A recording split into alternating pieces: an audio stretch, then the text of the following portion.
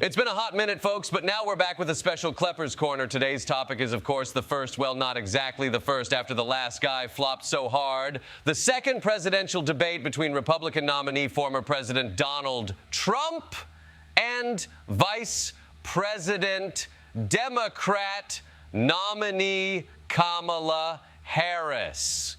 The stakes were quite high after Biden's extremely poor performance in the first debate, which ultimately resulted in him throwing in the towel. Harris really had to outperform. Let's take a close look at some of the highlights and see how it went for both parties. Kamala Harris, let's have a good debate. Nice to see you. Have fun. Thank you. Welcome to you both. It's wonderful to have you. It's an honor to have you both here tonight. Whoa, wow, wow. I cannot believe it, folks. Is that a handshake between two competitors in the year of 2024? I mean, pun intended, this is unprecedented. Kamala Harris with the power play and initiating that handshake. What a move. Bringing us together, knowing we have so much more in common than what separates us, and I pledge to you to be a president for all Americans. I'm going to actually do something really unusual, and I'm going to invite you to attend one of Donald Trump's rallies, because it's a really interesting thing to watch. You will see during the course of his rallies, he talks about fictional characters like Hannibal Lecter. They go crazy when I mention Dr. Hannibal Lecter. You know who that was, right? They say, why does he keep mentioning Hannibal Lecter? Well, you see, he was a slightly troubled patient in an insane asylum, and he'd love to have you for dinner, you right there. He'd love to have you for dinner. He will talk about windmills cause cancer. If you have a windmill anywhere near your house, congratulations. Your house just went down 75% in value. And they say the noise causes cancer. You told me that one, okay? You know, the thing makes it so... And, of course, it's like a graveyard for birds. If you love birds, you'd never want to walk under a windmill. And what you will also notice is that people start leaving his rallies early out of exhaustion and boredom.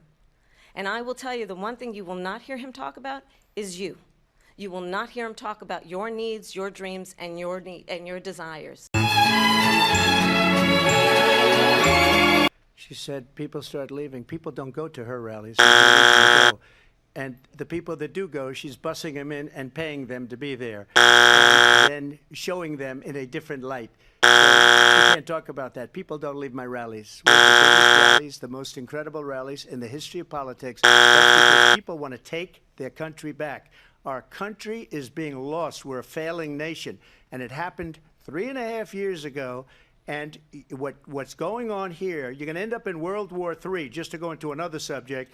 What they have done to our country by allowing these millions and millions of people to come into our country, and look at what's happening to the towns all over the United States. And a lot of towns don't want to talk. It's not going to be Aurora or Springfield.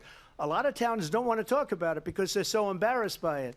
In Springfield, they're eating the dogs, the people that came in. They're eating the cats. They're eating the pets of the people that live there.